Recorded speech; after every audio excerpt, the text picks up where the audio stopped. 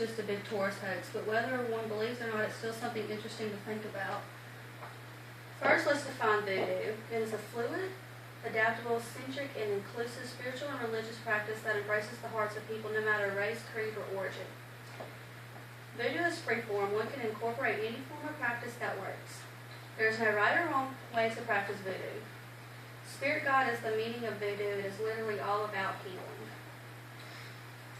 Voodoo is based on 3 levels of spirit: God, the Loa, and ancestors. Those who practice voodoo believe in one ultimate God, Bondu, meaning good God.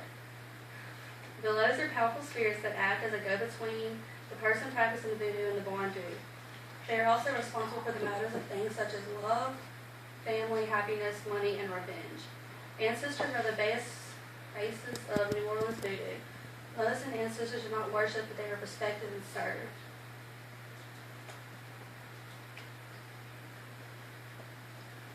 New Orleans is now and forever be the hoodoo capital of the United States. It originated from the religions of Africa. It came from the roots of the West African Dahomey and Central African voodoo traditions. Voodoo was originally called hoodoo, but the whites called it voodoo and it just stuck.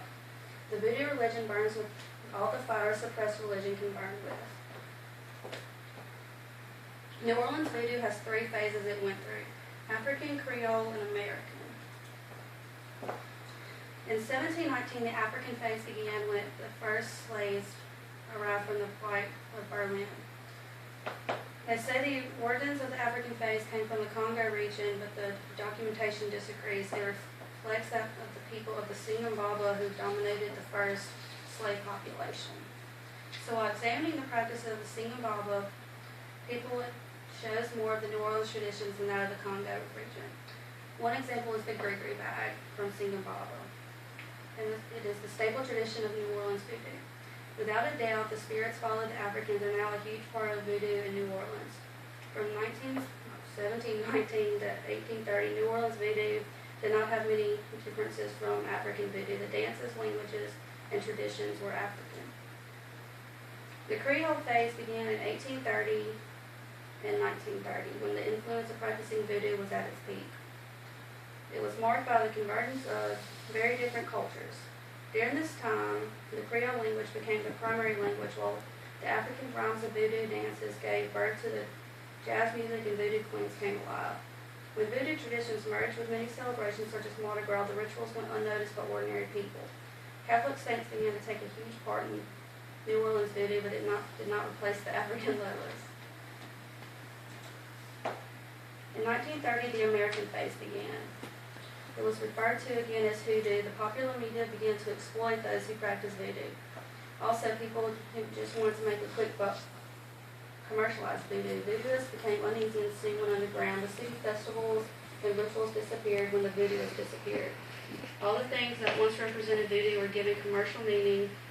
When they brought voodoo underground, the public thought that voodoo disappeared altogether.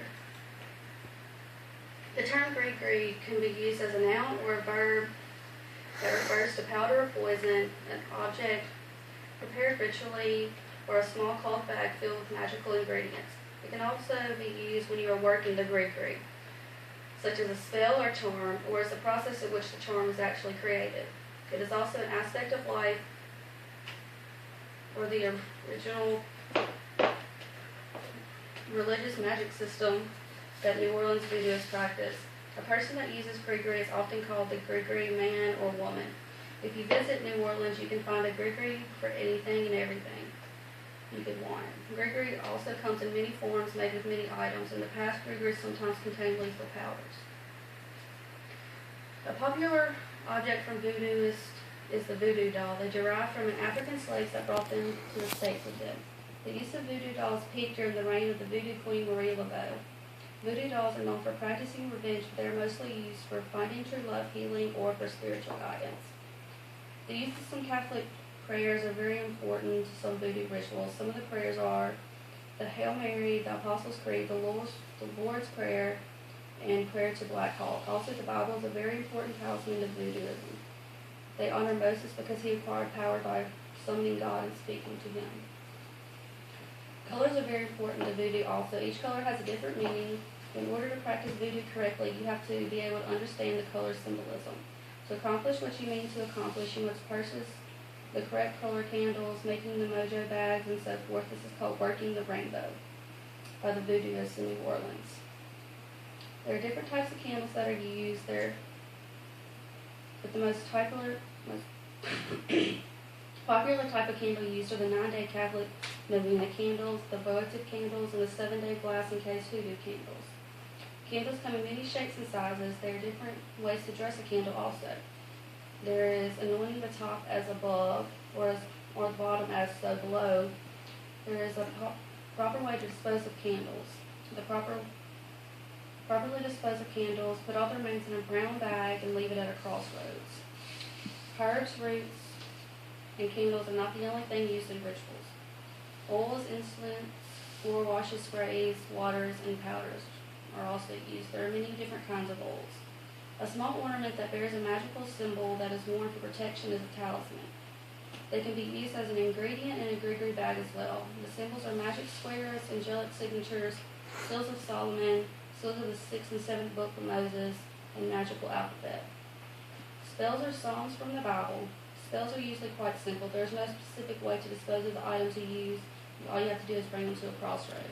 After you dispose of all the animals, you should not look you should not look back. The different types of spells are banishing spells, bend over spells, binding spells, blessing spells, bottle and jar spells, cleansing spells, commanding spells, crossroad spells, and then you have curses, jinxes, and hex. Animal sacrifice is no longer practiced. The only time the practice of animal sacrifice is used when an old tradition is being practiced. There are other sacrificial rituals that do not involve the killing of anything. Voodoo is a very in-depth practice. There are many things I cannot even begin to cover. I hope you found my speech interesting. Thank you.